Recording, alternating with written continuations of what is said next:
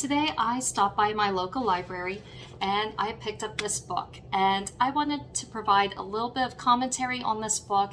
It has information on stitches, needle lace, and blackwork, and it's specifically the blackwork embroidery that I will be commenting on today, because just flipping through it, some of the information I obviously already knew. Some of it I found interesting because either they didn't explain it well enough, or I would like to add commentary to what was provided in this book.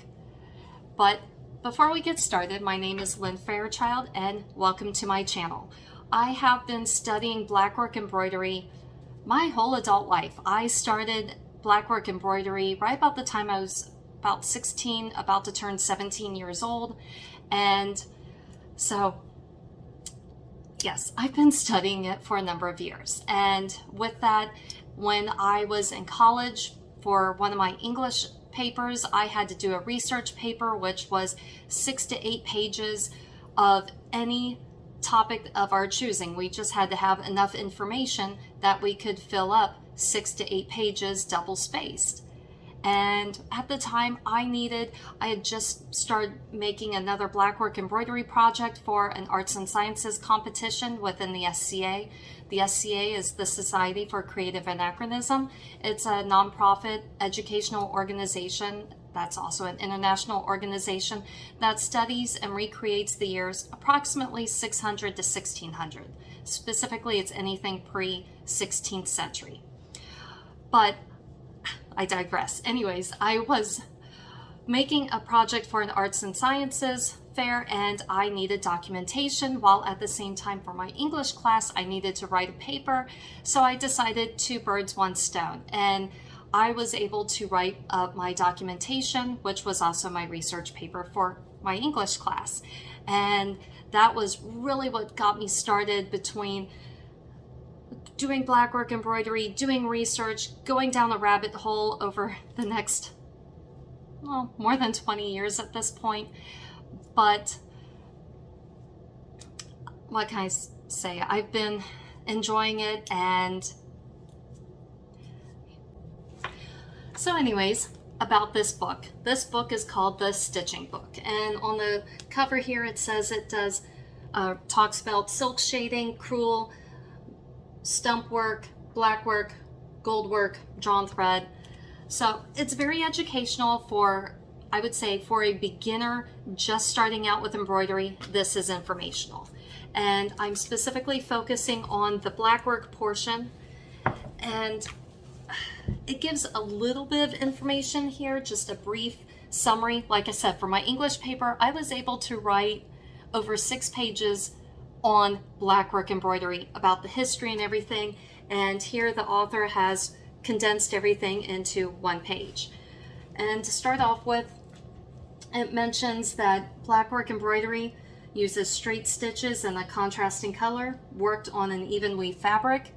And for the most part, I would say that's true. Every example I've found so far has been an even weave linen, but I have also done blackwork embroidery on an uneven weave. The main difference is, instead of having everything perfectly square, like say I was doing a diamond shape and this is my diamond, on an even weave it would be a diamond, but on an uneven weave it might be more of this shape of a diamond or more of that shape of a diamond, where it's still the same geometric pattern. It's just might be either stretched or squished, but it still looks like a geometric pattern. But anyways, it mentions here, because this is one tiny little thing, and I found this in my early research, and I remember putting it in my paper and in my documentation, but it's something interesting that it's conflicting as far as information. In the second paragraph, it says, in Chaucer's Canterbury Tales, so remember, Canterbury Tales, we're talking approximately 1387 to about 1400, so the late 14th century. So remember that, late 14th century England. And in the tale of the miller's, in the Miller's Tale, and it's about his wife, the miller's wife, the quote is, Her smock was white and embroidered in front and behind with coal black silk. and embroidered also on the inside and outside of the collar. So if you think about it, this sounds like that Chaucer is describing blackwork without actually naming it blackwork, as what we know as blackwork. And actually, before I get more into the book, let me describe blackwork to you, because even just the term blackwork kind of, think of it as an umbrella that encompasses a couple different things. So when I say blackwork, I may be referring to one type where you're thinking of a different type. Specifically, blackwork is black thread on typically white, on a white background, like white linen. However, it's also a type of stitch, which the reason why I say that is because you can find some types of blackwork, but it was done in red thread or blue thread. So, but it's still the blackwork stitch, but it's not black because it's red.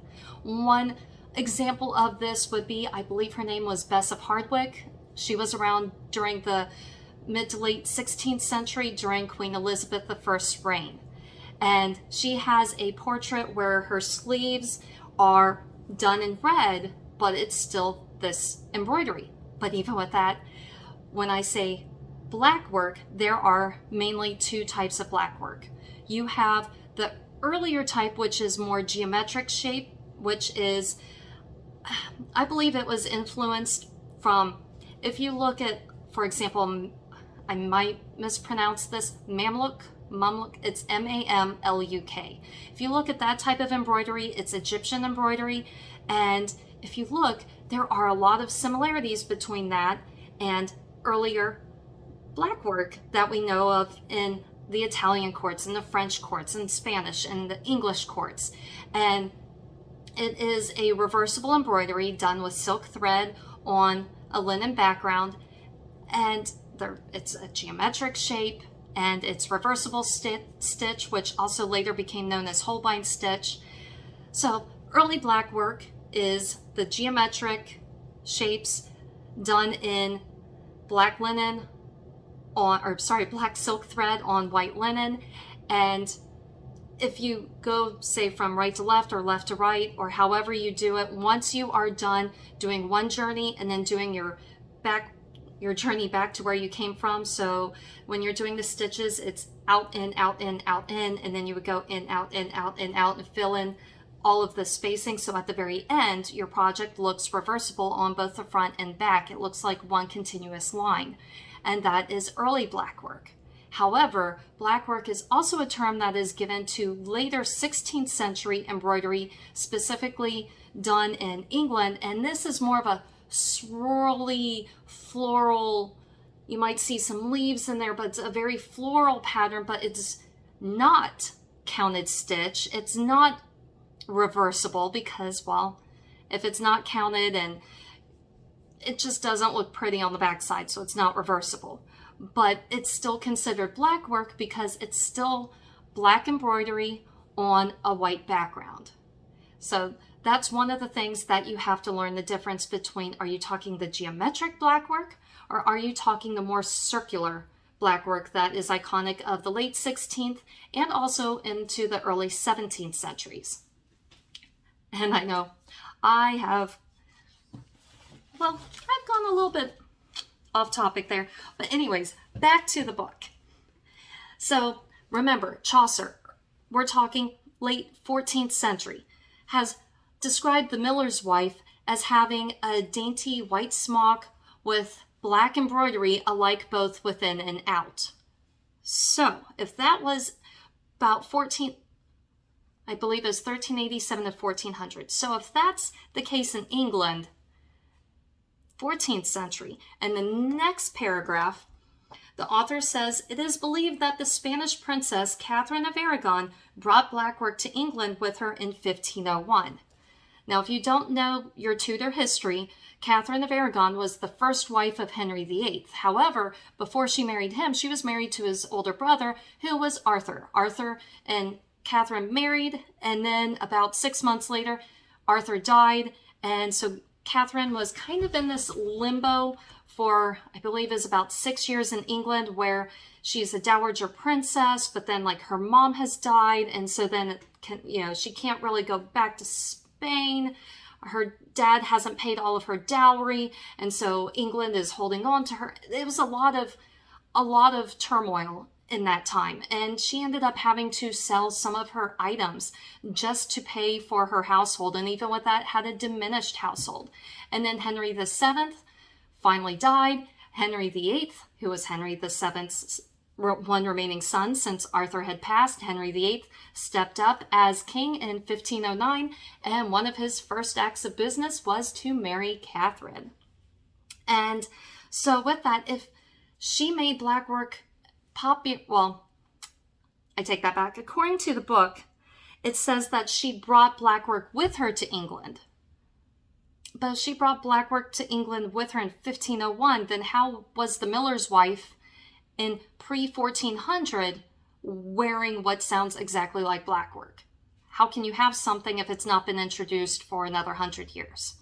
So what I believe is that Blackwork already existed in England during Chaucer's time. However, Catherine made it more popular. She was known for her embroidery, among other things.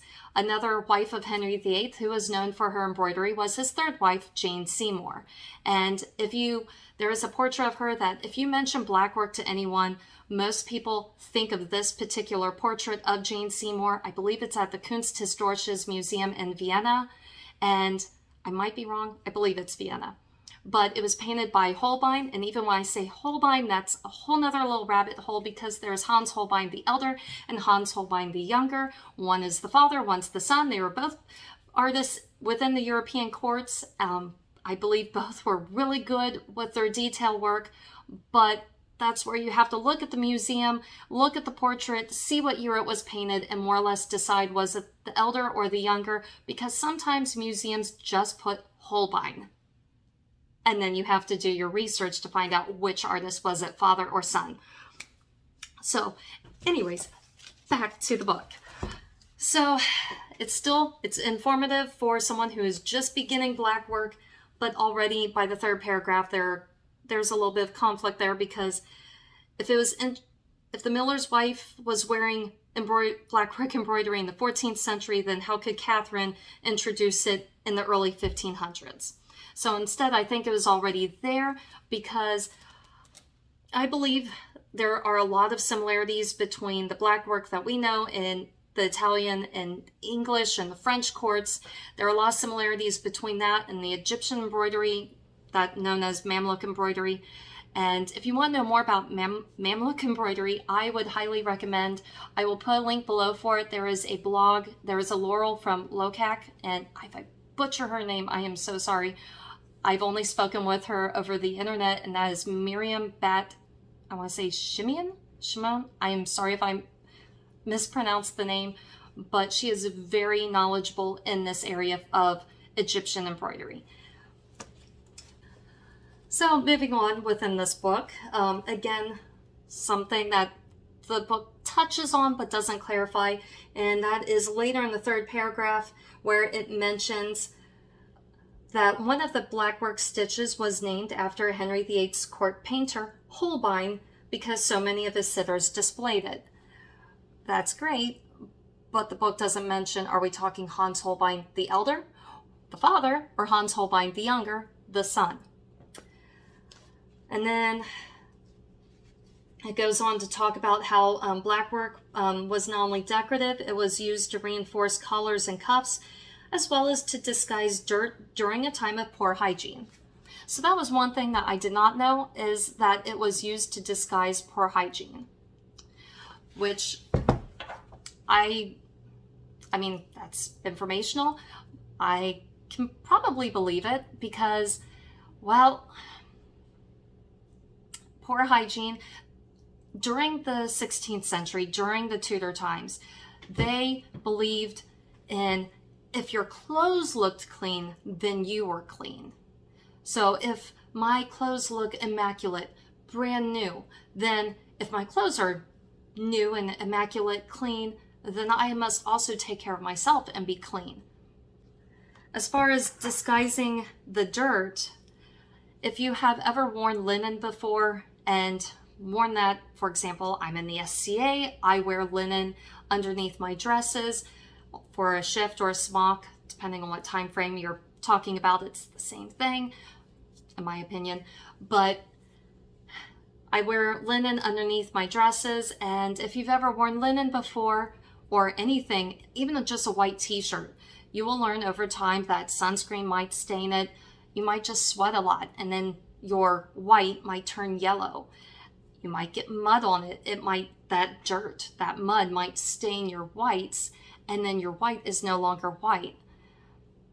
That being said, even depending on the blackwork, if the pattern's very heavy, then I could see that hiding the dirt. But if it's just a very simple detail, like around the edge of the cuffs, then I think you might still see the dirt. Or if it's a very open pattern, where if I'm just doing diamonds and there's nothing in the middle, then you would still see that dirt. But if I've put stuff in between the diamonds, so almost all you see is black all around the cuffs and you see very little white, then that might be a way to hide it. So I think part of that just depends on the pattern. So back to the book. In the last paragraph on the one-page description of blackwork, it mentions that after 1533, when Henry VIII divorced his first wife, Catherine of Aragon, it only just says the divorce to Catherine. It doesn't mention that she was the first wife. But the Spanish influence disappeared, so the term blackwork replaced Spanish work.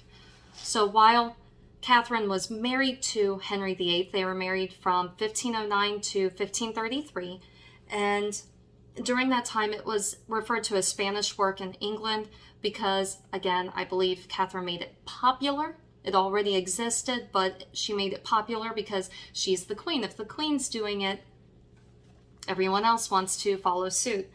But then she fell out of favor. He divorced her. He married his second wife, Anne Boleyn, who had spent most of her later childhood, teenage years in France. She had first been, I believe it was, I want to say her name was Margaret. She was at one court, but then went to another court as a maid of honor for, I believe that was Queen Claude, and then at one point was then brought back to be a maid of honor to Catherine of Aragon. And that's how Anne Boleyn was there in the English court to then catch the eye of Henry VIII. And then he was divorced Catherine, was excommunicated from the Catholic Church, married Anne Boleyn, had Elizabeth I. And even with that, well, that's a story for another time. But patterns, it says patterns can look complicated, but the stitches are very simple, making it an ideal form of embroidery for beginners. I really believe this is true, but that also depends on the pattern. Among other things, I say just look at the pattern. It can be a very complicated, like say a lattice work, where it looks very intricate in the middle, but just find your starting place and think of it like a maze where you just go around and see how you can get through to the other side without repeating any of the stitches. And then it has an example here of blackwork. This is, I recognize it doesn't give credit to it, but I recognize this sampler because I know I have done this particular pattern before. So once again, with this book, I believe this book is geared towards the modern embroiderer rather than a historic embroiderer. And the reason why I say that, on the next page, it talks about materials. And with that, it mentions using, for example, if I mispronounce, I'm sorry, Ida, I believe it's Ida, A-I-D-A. And I know that as cross-stitch fabric. And it mentions using that. It says blackwork requires an even weave fabric. I disagree with that only because I've embroidered on linen that was uneven. The pattern still looks like the pattern. It just looks squished or stretched, but it's still the same pattern. And so it just mentions using even weave, hardanger, or Ida blackwork, and gives an example of what it looks like, and then how to choose your fabric. If you're just starting out, I agree that using something that you would use, say for cross stitch, that is a great way to be able to see the holes and be able to do the pattern. And then once you're comfortable using the Ida fabric and you want to graduate to using linen, I fully support that. That is actually how I started off. I believe I was, well, for my first Blackwork embroidery projects when I was a teenager, I also used cross-stitch fabric. I believe it's the Ida cloth, and that's what I used to do Blackwork embroidery. In fact, I used a scroll frame for one sampler that I made, and I made it for my mom. It's actually still hanging up in her bedroom. And thinking of frames, that takes me to the next page. Actually, they have threads here and then frames here. Well, it says other items.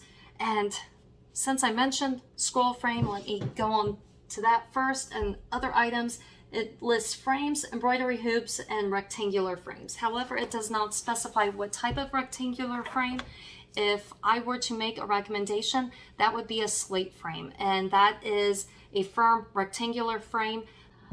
On a slate frame, it will keep your fabric taut on all sides, whereas a scroll frame, it will keep it taut on the sides, but then the top and bottom where the roller bars are, I've had problems trying to keep it firm without it loosening up. And mine had it looked like little corkscrews on the sides, and no matter how much I cranked it tight, it still would become loose. And then your embroidery, you can still do the embroidery, but to me it just doesn't look as neat, as pretty, because your fabric is not taut the entire time. It also mentions embroidery hoops, and I do appreciate that it says this, where it mentions that moving the hoop around your work can distort the stitches and mark some types of fabric. I've not had an issue with it marking my fabric, but I have had an issue with hoop frames distorting my fabric. Specifically, if you are embroidering with linen, it can create that hoop shape. So if you've left your linen inside your hoop for a long time, done your embroidery, maybe you set it down, come back to it 5 hours later, a day later, whatever, and then you take your linen out of the hoop, that hoop shape is still there. And so then if you've done embroidery, as you're moving the hoop down, it might warp your thread a little bit or the fabric a little bit. And so then some of your stitches may not look as neat because that hoop frame has messed up your stitches. So I do like that the book mentions if you use hoop frames, it's advising against it, or what to do if you do use a hoop frame. But for rectangular frames, it does not mention the differences between a slate frame and a scroll frame. So I do wish it had that information in it. So back to the previous page, which was on threads. And again, I believe this book is geared towards the modern embroiderer and not a historical embroiderer, because blackwork is silk thread on linen from a historical basis. But in this, it mentions cotton, cotton, cotton, and cotton. So yes, we have stranded cottons or machine sewing cotton. And even here in the pictures, I got excited because at first it showed Gutermann. But then I noticed down here at the very bottom, you can see where it says ester, meaning polyester. If you're just starting out with doing blackwork embroidery, each person starts at a different place.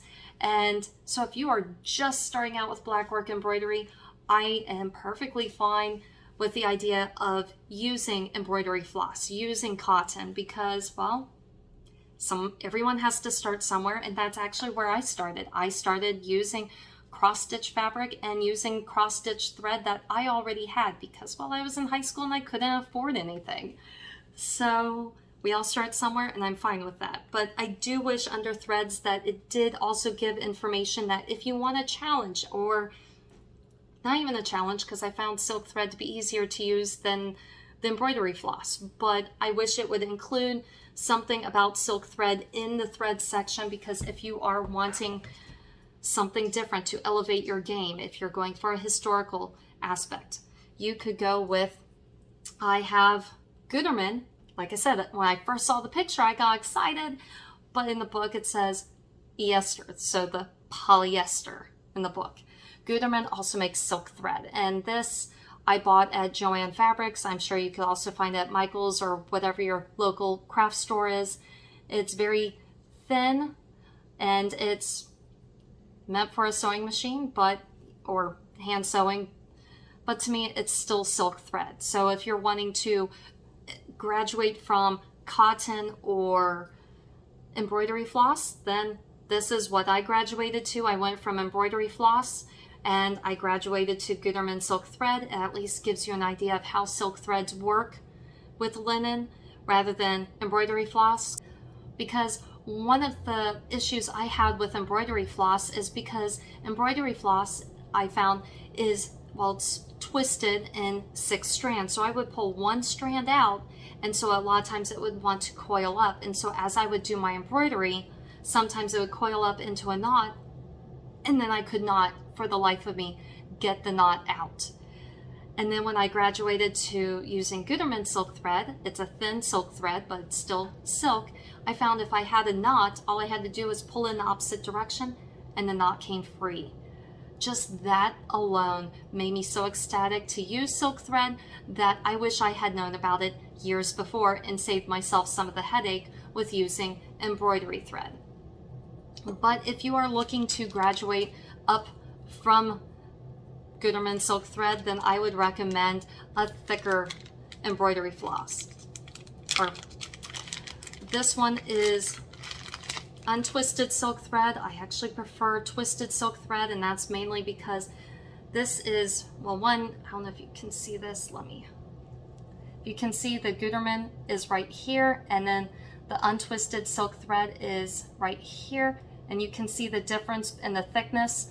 So I definitely recommend using this type of silk thread. However, this is untwisted, and I recommend twisted silk thread mainly because here on the ends, as you embroider, you will find your ends will start to fray. If you are using untwisted, then I highly recommend getting beeswax and putting beeswax just on the tips, because if you put it throughout the strand, then you will find it's difficult to work it through the fabric, and also sometimes it can get a little gummy and it takes the shine off of the thread. So if you are using beeswax, just put beeswax on the ends to help it not fray. But again, I would recommend this over this any day, but we all start somewhere. So if you're just learning blackwork, feel free to use the embroidery floss or whatever you happen to have available. If it's only cotton sewing thread for a sewing machine, something is better than nothing. On the bottom of the threads page, it mentions needles. And in the book, under needles, it talks about how you would want a blunt needle, that sharp needles will pierce both the threads on the fabric and the stitches already worked. And when the needle passes through the fabric, it should not enlarge or distort the hole. And it recommends using about a size 22 to a 26. Finer needles have a larger number and thicker needles have a lower number. So to give you an idea of what the book is talking about, let me see if I can show this to you.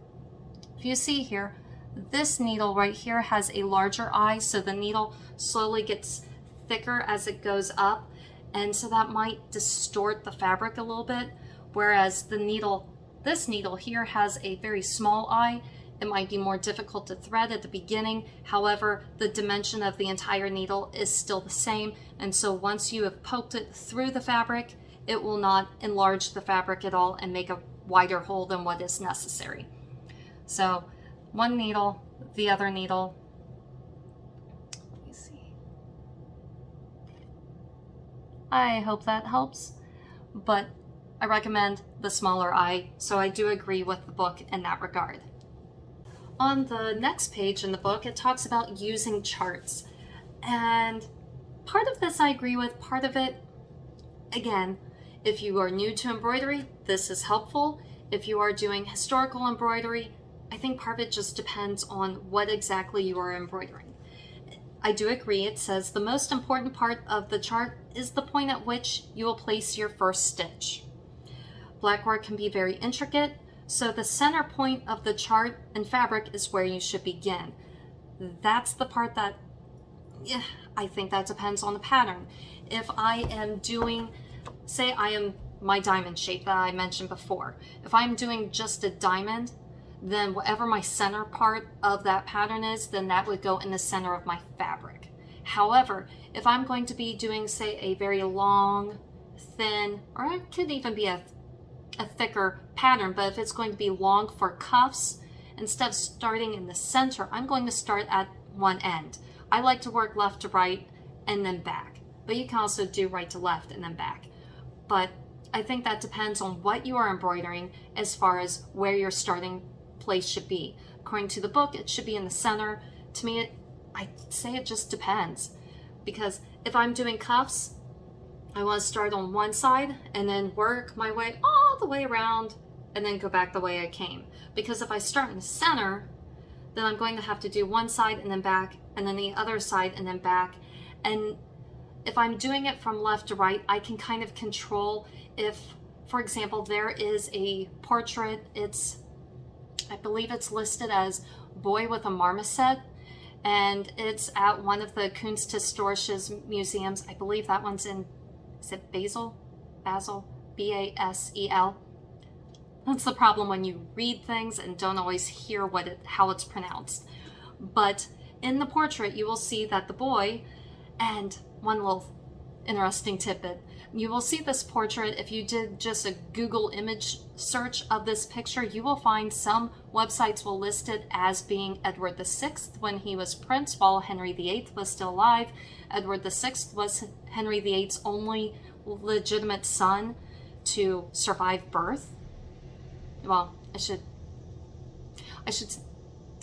only legitimate son to survive infanthood. And the reason why I say that, there was a baby boy that he had with Catherine of Aragon, but he only lived to be about 2 months old and then died. So Edward VI was the one legitimate son, so some people label that portrait as being Edward, but then other websites might label that portrait as being Bessie Blount's illegitimate son. She was a mistress to Henry VIII, and her son was named Henry Fitzroy. Either way, the museum just says Boy with a Marmoset, or something like that, but I believe it's Boy with a Marmoset. Anyways, his pattern, it looks like ocean waves. So it goes like this, where it goes up and then down, and then up and then curves back down, and then up and then curves back down. And if I am doing cuffs, if I start at one end, then I have more control over how many ocean waves I put in. Where do I want my cuffs to end? Whereas according to this book, you should start in the center. But if I start in the center and go one way, and then I've got ocean wave, ocean wave, ocean wave, that could work one way where I can control it, but then if I go the other way, like I might find I don't have enough fabric, or I might have to shorten my fabric a little bit if I want a complete ocean wave before my cuffs end. So I think you have a little more leeway going left to right or right to left rather than starting in the center. However, having said that, I have embroidered about, I believe it was 2 years ago, I embroidered a call for a friend, and on the back of the call, it was a diamond shape with a flower in the middle. It was 2 different patterns from the same sampler that I merged into one pattern. And with that, I did start in the center because it was the call was a circle pattern, or a circle cut out of the fabric when I was done, and then I sewed it in. A call is, think of a coif, but it's more just a circular headpiece. And so because it was a circle, I wanted it even in the middle, so I started in the middle of the circle. So the book is right, but I would also put like a little addition to that it just depends on what you are embroidering. On the next page, it talks about your stitches, and it shows examples going through how to do your double running stitch. It also shows how to do your back stitch. The one thing that I don't like about this book is, here's an example where they have recreated a sampler, but I mean, they use multiple colors, so they use multiple colors in different samplers too, not as many as what's here. The thing I don't like is the book does not give credit to any of the historical patterns that it recreated. And I guess from a historical perspective, even just a nice credit to say these patterns were originally in this person's sampler available at this museum. Instead, you can see where the pattern was just recreated, but it just talks about hundreds of threads may be started and finished in a design such as this. Not just black threads, colored threads will add another dimension to your work. And so there's that little blurb right there next to the portrait, but it does not give any credit to the sampler. And I know I recognize the sampler because I recognize some of the patterns that I just wish the book gave credit to the sampler that it got inspiration from when creating the picture. And then going on to the next page, there are more examples here of different things you can do, how you can do flowers and plants, and these are more geometric flowers, not the later 16th century with the floral, the circular that I've talked about earlier in the video. So these are geometric flowers, so it can still, you can still have a curve in your blackwork and have it be geometric.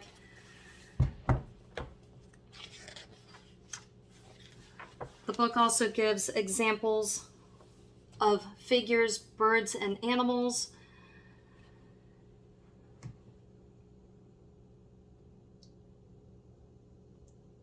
So yeah, it gives examples, but I'm looking here, it shows you charts here of what was embroidered there, but doesn't give credit to where exactly they got the original patterns from. So that's great that it's telling you about it, but it just says wallpaper and lining papers of the late 15th century depicted English birds, butterflies, and floral fruits. But it doesn't tell you where they got that information. Where is this located? If it has to be located somewhere for them to know that it existed, and yet the book does not tell you what museum, what palace, where are these wallpapers and lining papers of the late 15th century. And also that's another thing, just a little thing going back to what I talked about earlier, where this particular line, wallpaper and lining papers of the late 15th century depicted English birds. Late 15th century, so that's telling you 1400s going up to 1500.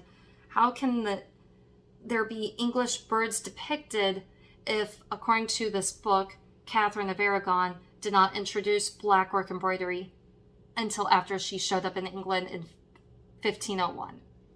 Again, I think she influenced England. She encouraged blackwork embroidery to become more popular. I don't think she introduced blackwork embroidery, because this book, once again, is saying one thing but then saying something else. And on the next page in the book, it shows fill-in patterns and gives you charts for the fill-in patterns. So here is the embroidered work, and then here is the charted pattern to create the embroidered work. Some of these patterns I also recognize, but the book does not seem to be giving credit. Maybe it gives credit at the very end. I haven't gotten to the very end of the book yet, but I still think that that would be at least a good footnote to acknowledge where they got the original pattern to then inspire them to create the chart for that pattern. So on to the next page, another embroidered piece, another chart. And then it talks about borders, and this is something like you would see especially on, say, maybe a collar, on a cuff, definitely not a long full sleeve. And here are the embroidered pieces, here is the chart. It also mentions that some of the patterns were so intricate that they resembled lace. Since lace was extremely expensive, blackwork was an ideal substitute. For the hardworking poor, it was a cheap way to reinforce the edges of cuffs and collars, while for the gentry, it was a popular way to decorate caps, headdresses, and gowns. So I do agree that lace was more expensive. Later on, there was even more or less, think of it as a tax. So in the book where it talks about lace being extremely expensive, and that is true, and it mentions that blackwork was an ideal substitute. One of the things to note is that blackwork, at least any museum piece that you can find, it will almost, I say almost always just because I have yet to find any example where this is not true, but every example I have found so far is silk thread on linen.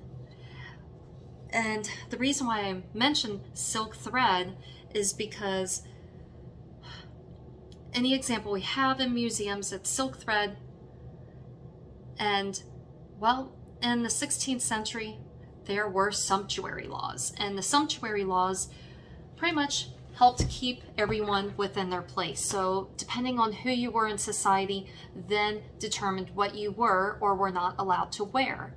And specifically embroidery with silk, so embroidery with silk thread, that was reserved for barons' sons, knights, and anyone else higher up on the food chain. So for example, the king, a prince, anyone higher up than a baron or his son or the knight. This also includes wives or maybe daughters, but if they're unmarried, but like the wife of a knight, the wife of a baron could wear the black silk thread for their embroidery. However, if you were underneath that threshold, it's a whole hierarchy system. So some people, due to the sumptuary laws, some could wear velvets or furs, some could not. So depending on where you were at, and in the sumptuary laws, they were passed during different years. Some were passed during Henry VIII's reign. There are a couple that were passed during Elizabeth's reign. So depending on where you were at in the food chain, then determined what you were or were not allowed to use. So if you were below a baron's son, then, well, you could not embroider with silk thread. So, but since it said embroidery with silk thread, I guess you could embroider with something else that wasn't silk thread that maybe could look like it, as a way to try to look higher up than what you were, because during the 16th century, you wanted to advertise your wealth. So for example, if I were the wife of a baron, if I were the wife of a viscount, if I were a duchess, I would want to show off my wealth. So depending on the sumptuary laws would then determine, am I allowed to wear gold? Am I allowed to wear silver? Can I have embroidery done in silver? Or can my embroidery only be done in silk, black silk thread, but not in silver thread? Am I allowed to wear furs? And so I want to wear all of this and wear my wealth, so my outfit could cost a lot. So back to the book, with lace being extremely expensive, because it was more expensive than doing embroidery, it was an ideal substitute. Also with this, it depends on who's doing the embroidery, because, well, for example, with the sumptuary laws, a baron's son or his wife and higher up could wear the embroidery if it was done in silk thread, but they also did this because those were the people that might, like those women doing the embroidery, those would be the ones that would have more time on their hands to do the embroidery to begin with. So it was all about putting people, I don't want to say this exactly this way, putting people in their place. But if I were a duchess, most women's education, I say most because there were exceptions to every rule. Elizabeth I, when she was a princess, her education is very much an exception to the rule. And I say that because most women during the 16th century were taught simple things. If I were in the royal court, I'm the daughter of a duke, for example, I would probably be taught how to do embroidery, maybe basic household management. I might also be taught how to play the lute. Because I'm at court, I would need to know how to dance, how to sing, certain things for entertainment value there at court. But embroidery was one of the things that was taught. Most women did not learn math or geography or science. That's where I say Elizabeth was one of the exceptions to the rule. She was taught a lot more. But just the same, if I were the daughter of a farmer, I would need to know household management, but also I would need to know how to manage the farm.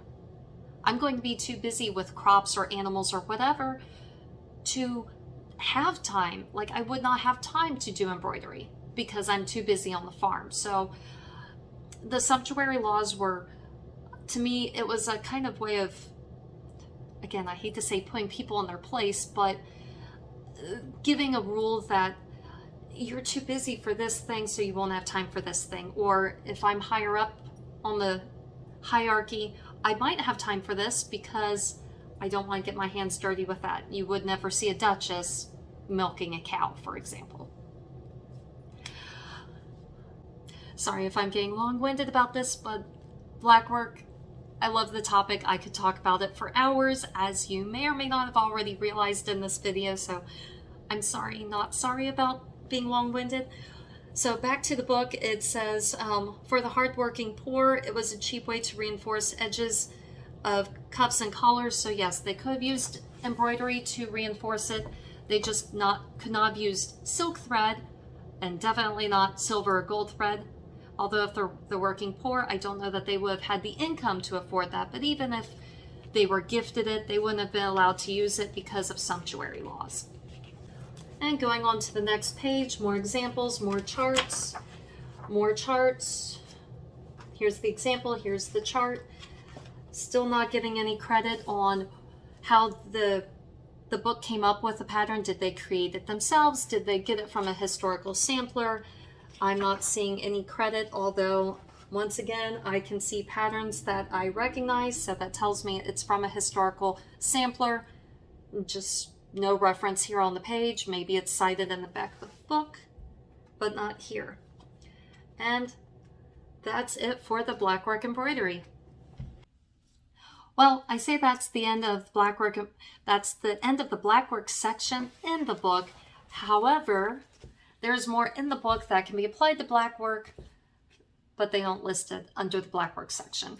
And I say that because near the beginning of the book on page 14, it talks about transferring a design onto fabric, and it talks about the pounce method. This is prick and pounce. And this is specifically where you would trace the pattern onto the fabric and then embroider over it. And this is iconic of later 16th century. Remember before where I talked about the later 16th century Blackwork where it's more circular and floral and not counted stitch? This is exactly what they would have done. They would have traced a pattern onto the fabric and then embroidered over it. And that is here in the book. So if you want to play around with that, I highly recommend it. It shows how to frame it, how to then apply it. Yes, sorry, I'm just looking through the different pages here, but like right here, it shows how to frame it and then how to trace the pattern onto your fabric. The only thing I don't see here, sorry, I'm looking real quick, and it's talking about using a light box and then tracing the design onto the fabric. But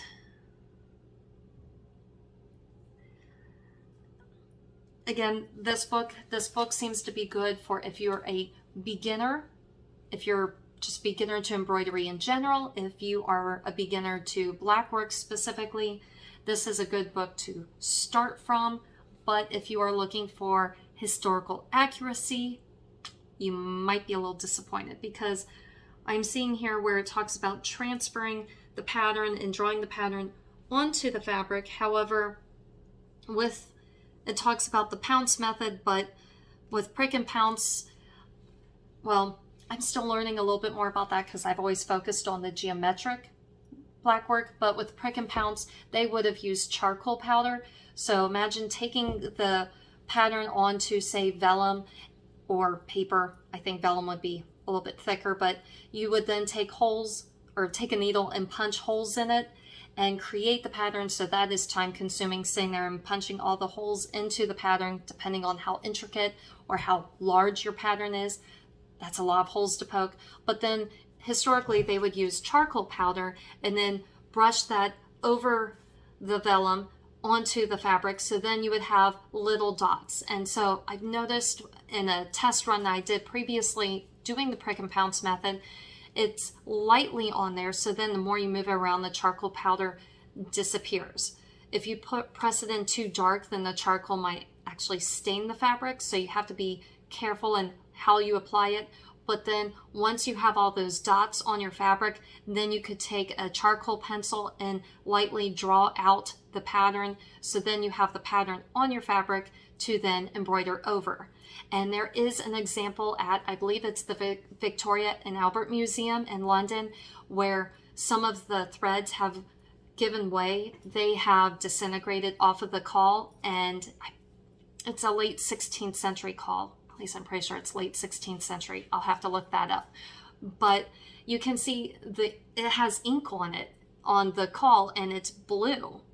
However, when talking with a lady at Penzig about the ink, she suggested that maybe it was originally black and that it faded to blue over the centuries.